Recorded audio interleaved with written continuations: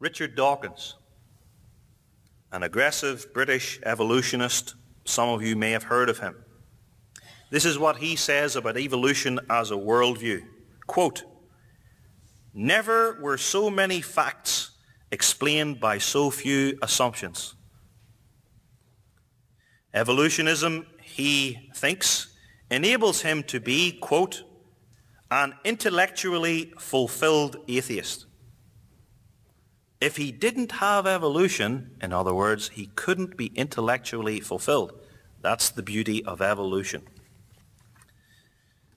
Now I want to quote to you some words from Sir Julian Huxley. He's the grandson of Thomas Huxley, Darwin's bulldog, mentioned earlier. He's the brother of Aldous Huxley, a leading atheist philosopher and patriarch of the modern drug culture. Sir Julian Huxley stresses the ubiquitous influence of evolutionism in the following words, quote, "The concept of evolution was soon extended into other than biological fields. Inorganic subjects, such as the life history of stars and the formation of the chemical elements on the one hand, and on the other hand, subjects like linguistics, social anthropology, and comparative law and religion began to be studied from an evolutionary angle." We've spoken a bit about that. "Until today, we are enabled to see evolution as a universal and all-pervading process." He's writing over 50 years ago. When he wrote those words, Sir Julian Huxley had already served as the first Director General of UNESCO, the United Nations educational, scientific and cultural organization, dealing with education, culture and science. That's a wide scope.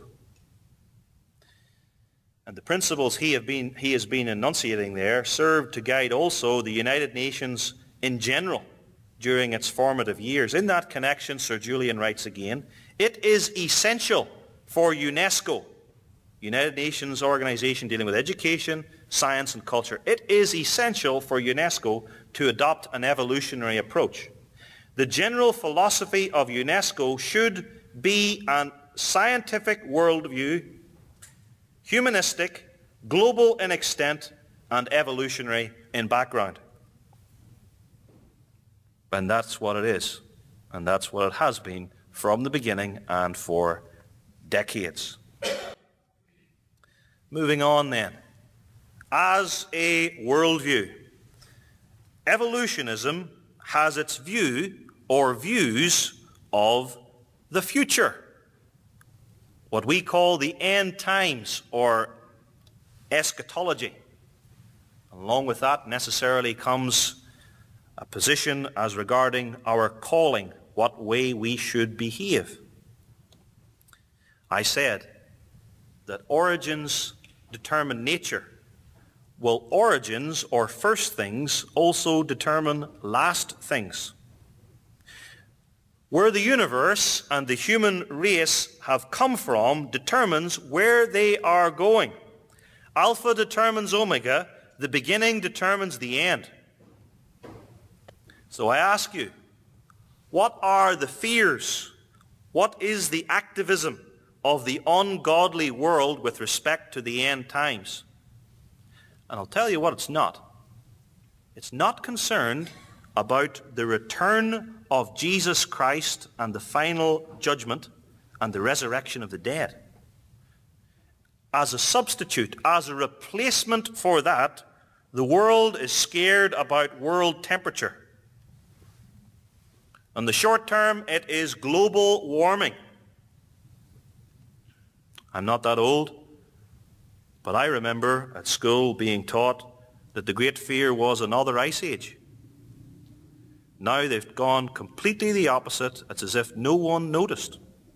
I was taught at school that within 20, 30, 40 years we'd have run out of all sorts of metals and maybe oil too. Aluminium was perhaps short and all the rest. Now nobody says these things. The scientists have changed their mind, but we were all scared about it in geography classes. But nobody seems to hold these people accountable for the fears that they generate. Short-term fear at present, global warming. Long-term fear, heat death. The sun will shrink, get cooler, and we will chill and die. Another fear, and they are filled with fears, not the return of Christ, but other fears, the collision of planet Earth with asteroids or comets, or the nearest planets, Mars, Mercury, or Venus. This was the headline in our newspapers recently. We're going to hit another planet perhaps in the future. Then, further down the article, it said that there's only a slim chance. And then it said, further down the article, that there is a slim chance of hitting some of these other planets in about 3.5 billion years. I ask you. Within the evolutionary framework too, they are scared stiff of terrible pandemics. AIDS. More recently, swine flu. You may have read, as I did, articles from evolutionists arguing that swine flu proves evolution. Listen to these guys, everything proves evolution. Along with that too, aliens. Aliens fall into two main categories, good ones and bad ones. Aliens have a large part to play in evolutionary theology or thinking. Some reckon that aliens started our evolution. Richard Dawkins, the aggressive evolutionist I mentioned earlier, won't entertain the idea that God made the world, but he's open to the idea that maybe aliens started life on planet Earth. These aliens, if they're good ones, may help us evolve further, and if they're bad ones, they may destroy us.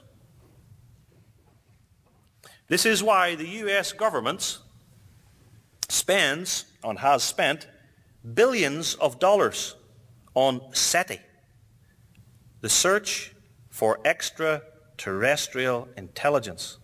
That's where your tax money's going. The search for extraterrestrial intelligence with powerful telescopes pointed into outer space, hoping that there's going to be contact with another life form that has evolved. You see, if it happened here on Earth, it could happen somewhere else in the universe. They won't believe that there are angels. They won't believe that God's up there communicating to us, but they'll believe in that nonsense. And they'll spend billions promoting that, whereas you can't even pray in your state school system. Within the world of evolutionism, UFOs makes an awful lot of sense.